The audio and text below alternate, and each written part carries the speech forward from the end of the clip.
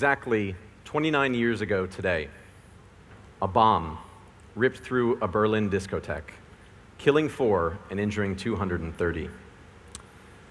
An intercepted message sent from Tripoli to the Libyan embassy in Berlin put the blame squarely on Gaddafi. 10 days later, American fighter jets were en route to Tripoli and Benghazi to exact revenge. But as they neared their targets, they saw something. They noticed smoke rising from a dark shadow just below the surface of the Mediterranean, off the coast of Tunisia, near Sicily. What the American pilots had rediscovered was an underwater volcano named Empedocles. On occasion, the peak of this volcano has risen out of the Mediterranean, forming a temporary island.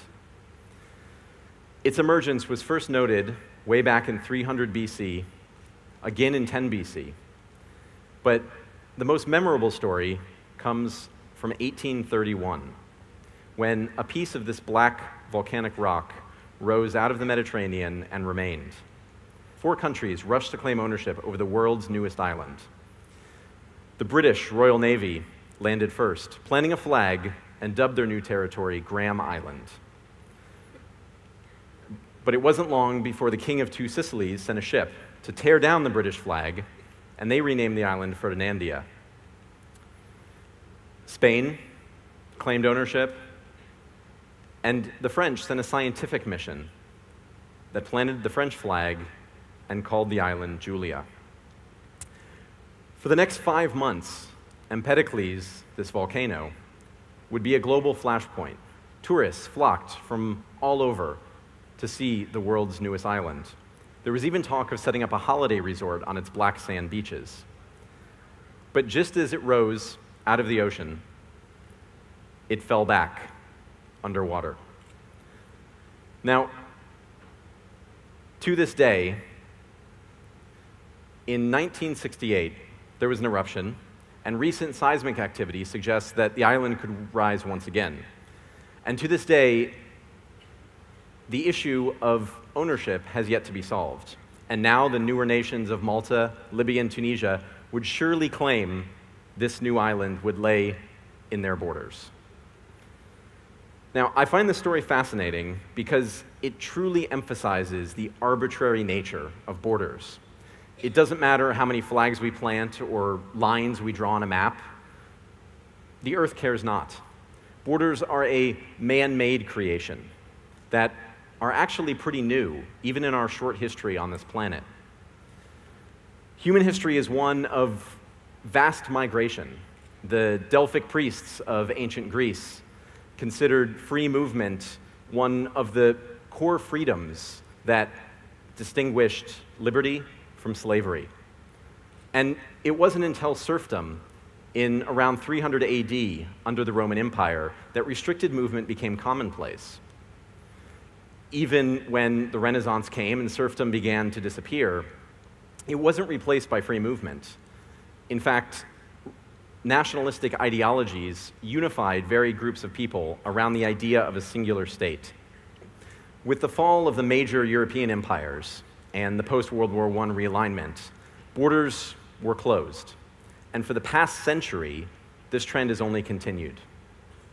Conflict and immigration controls have been tightened. Due to conflict, immigration controls have been tightened. Even today, trying to go on vacation can be a frustrating and humiliating experience for many. Imagine standing in a visa line like this. And trying to work outside of your borders is near impossible. So, is this really necessary? We're not living in barbaric times like the Game of Thrones. Is restricted movement and closed borders really necessary in today's global society? So my friend Steve and I decided that the best way to try to answer this question is to go out and cross borders. And so we crossed a lot of borders.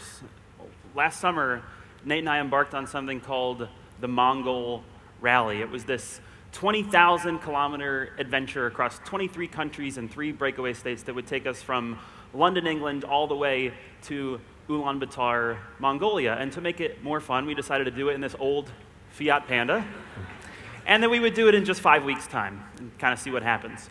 So we spent 300 hours driving over the course of these 5 weeks. We spent 150 hours just sitting at borders. So much time necessary to cross all those different borders. So going through Europe is actually quite easy in an EU era. You're just driving and all of a sudden you're in another country. But then once you get past the EU, it was 8 hours to get into Belarus, 12 hours to get into the Ukraine. We spent 2 days stuck in Moldova trying to get into this Moldova border. That was closed. There's a war going on, and then we had to cross halfway across the country to get into this other border. It was only 1 hour to get into Transnistria, which sounds great. Then you realize Transnistria is not even a real country. They just put up this fake border, declared themselves a state, and then you still have to show your passport anyway. It took 6 hours to get into Georgia, another 10 hours to get into Azerbaijan, where we were stuck for 3 days because originally our plan was to drive into Iran. Well, as an American, kind of hard to get a visa. Unfortunately, that didn't work out. Tried to get a visa to take a ferry into Turkmenistan. That didn't work out. Tried to get a ferry to Kazakhstan. That didn't work out. That was going to take a week. So we ended up driving north up into Russia through another breakaway state of Dagestan. After that, it was 11 hours to get into Uzbekistan, and even when we finally got to the front of the line, this border patrol guard took a small football out of the car and started playing with his dog with it for an hour, completely ignoring all the other people behind us in the queue. So you wonder why these take so long? It was 2 hours to get into Kyrgyzstan, probably because we lied and said we were diplomats, but once we finally got in, we were greeted with big smiles and fried chicken, Kyrgyz fried chicken. And that was a pretty cool experience. The other thing, most importantly, we got once we got into Kyrgyzstan was directions to a petrol station, because in Uzbekistan, they don't have any petrol, so we're buying it out of water bottles on the black market. So that was a nice thing to finally have. And then finally, another 15 hours getting into the border from Russia to Mongolia.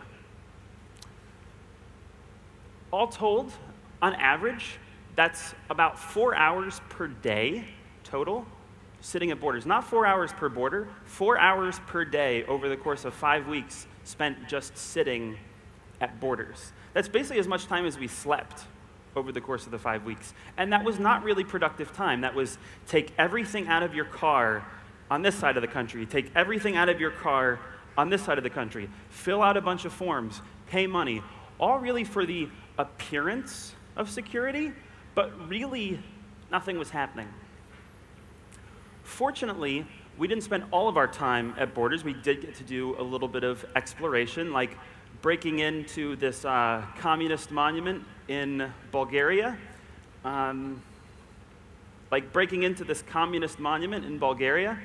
Called Buzludza, which is at the top of these beautiful mountains, like taking a hot air balloon ride over Cappadocia in Turkey, or getting the chance to explore the dried up remnants of the Aral Sea in Uzbekistan and see what now is just rusted out ships sitting in sand.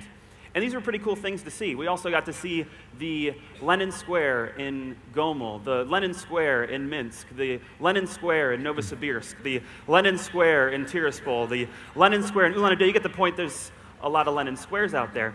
But most importantly was actually the time that we got to spend having really great and meaningful conversation with friends old and new about the future. Or the random encounters like this guy that we met in the middle of Siberia who re-welded our exhaust up into the bottom of our car for us, which turns out you actually really need.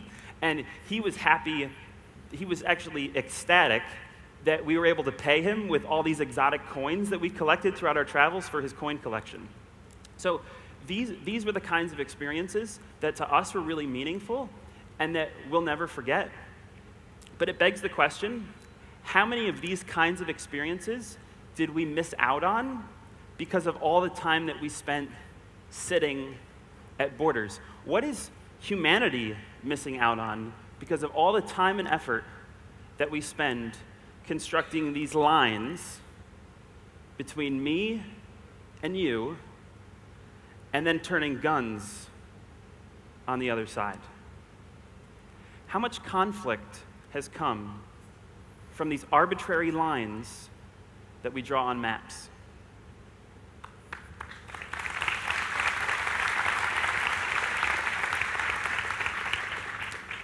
And it's not just Eastern Europe and Palestine.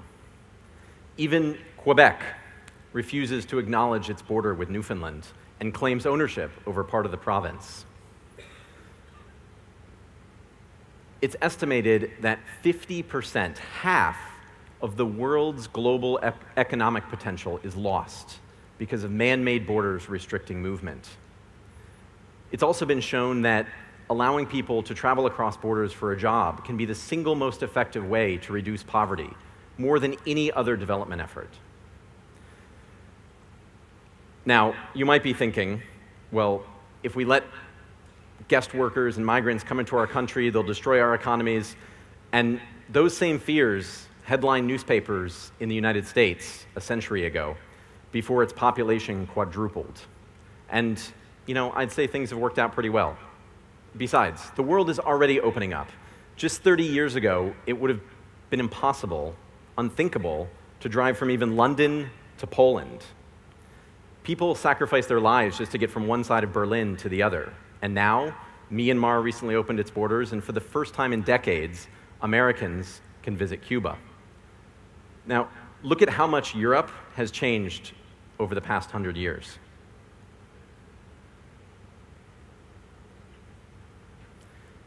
It's time to think big, to plan for the next 100 years. The 20th century was one of nation states. What will the 21st century look like? Can we envision a world where borders perhaps define our World Cup teams, but don't shackle us to our geographies?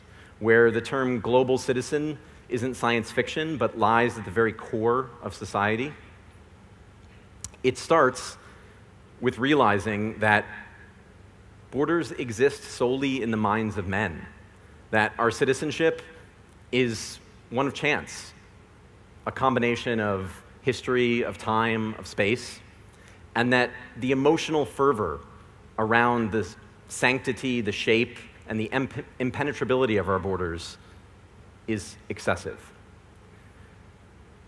We're facing immense global challenges: climate change, the next Ebola-like epidemic. And the only way we're going to solve these problems is through global collaboration and coordination.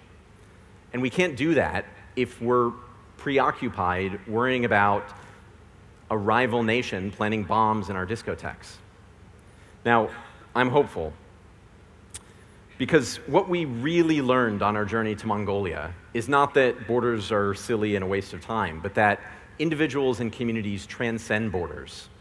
That whether we're in a bar in Belarus or a mountain yurt in Kyrgyzstan, that we're not welcomed as outsiders, but we're welcomed as family. And I take a look at this image, and I don't see you and me and lines dividing us. I see that we're together, unified, on this pale blue planet. Thank you.